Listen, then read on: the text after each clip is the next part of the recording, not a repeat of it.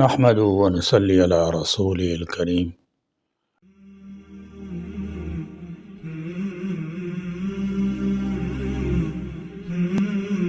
اللہ کی کتاب میں ہر موقع، تکلیف، پریشانی، مشکل اور آزمائش کے لیے دعائیں عطا فرما دی گئی ہیں۔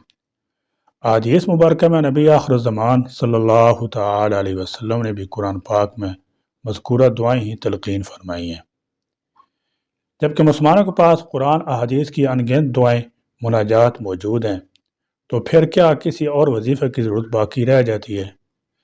صحابہ کرام، اہل بیت رضی اللہ تعالی عنہم اجمعین، رسول اللہ اور بعد میں آنے والے بزرگان دین بھی اللہ رسول کی بتائی ہوئی دعائیں ہی پڑھا کرتے تھے۔ اللہ رسول صلی اللہ تعالی علیہ وسلم کے علم و معرفت سے ہٹ کر کوئی وظیفہ یا مناجات تصوف نہیں۔ تصوف تزکیہ نفس اور اللہ سے تعلق کا فارسی نام ہے، اور اس کے سوا کچھ نہیں۔ سابقہ زمانے کے تصوف میں سیدھے راستے سے انحراف نہیں کیا جاتا تھا، اور نہ ہی اس کا قابل ذکر خطرہ تھا، بلکہ تب تصوف سے بعض اوقات زہد، تقوی، پرہیزگاری اور ناز و نعم سے دوری مراد لیا جاتا تھا۔ امام احمد رحمۃ اللہ تعالی علیہ نے حضرت عبداللہ بن مسعود رضی اللہ تعالی عنہ سے روایت کی ہے کہ رسول اللہ صلی اللہ تعالی علیہ وسلم نے اپنے ہاتھ سے ایک سیدھا خط کھینچا اور فرمایا، یہ اللہ کا سیدھا راستہ ہے۔ پھر اس خط کے دائیں اور بائیں خطوط کھینچے اور فرمایا، یہ مختلف راستے ہیں، اور ان میں ہر راستے کی طرف دعوت دینے کے لیے شیطان بیٹھا ہوا ہے۔ پھر آپ صلی اللہ تعالی علیہ وسلم نے یہ آیت تلاوت فرمائی، بے شک یہ میرا سیدھا راستہ ہے، چنانچہ تم اسی کی پیروی کرو اور کسی اور راستے کی پیروی مت کرو، ورنہ تم اللہ کے راستے سے بھٹک جاؤ گے۔ اس حدیث کو البانی نے التوسل صفحہ 125 میں صحیح قرار دی ہے۔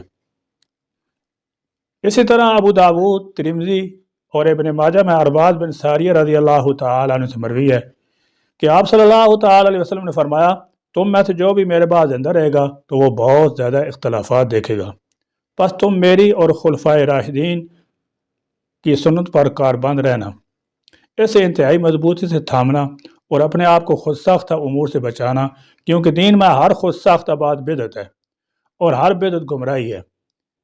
تصوف کی بنیاد احسان اور تزکیہ نفس ہے۔ اللہ تعالیٰ جل شانہ نے قرآن پاک کی حفاظت کی ذمہ داری لی ہے، اور اللہ کے آخری رسول صلی اللہ تعالی علیہ وسلم کے ارشادات مبارک میں بھی اللہ تعالیٰ کا کلام بولتا ہے، اور ارشادات نبی صلی اللہ علیہ وسلم ہے۔ جس کا خالق سے تعلق جڑ گیا، اس سے معرفت کی حقیقت پا لی۔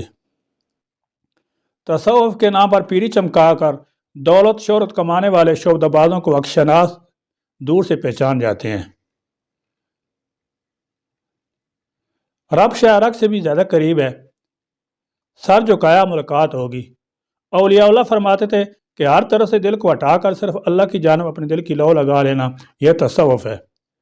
دور حاضر کے زیادہ تر پیروں اور پیرنیوں کے عیش و عشرت، دنیا داری، مال و دولت، قیمتی گاڑیاں اور بنگلے دے کر کون کہہ سکتا ہے کہ ان لوگوں کے دل میں فقط اللہ کی جانب ہے؟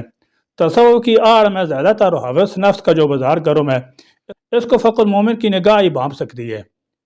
ضعیف الاعتقاد کو ہر چیز میں مرشد کی کرامت دکھائی دیتی ہے۔ جب دلوں پر مہر لگ جائے، پھر کوئی بھی ہوش میں نہیں لا سکتا۔ بڑی نواشوں سے رب کی پناہ مانگی جائے، بڑے بڑے پڑھے لکھوں کی عقل بند ہو جاتی ہے، سیدھے سادھے اسلام کی روحانیت کے نام پر صورت بگاڑ دی جاتی ہے۔ اللہ سے براہ راست ہم کلام ہونا اتنا مشکل ہوتا تو رب کیوں کہتا کہ مجھے پکارو، مجھ سے بات کرو، میں تمہاری شاہ رگ سے بھی زیادہ قریب تر ہوں۔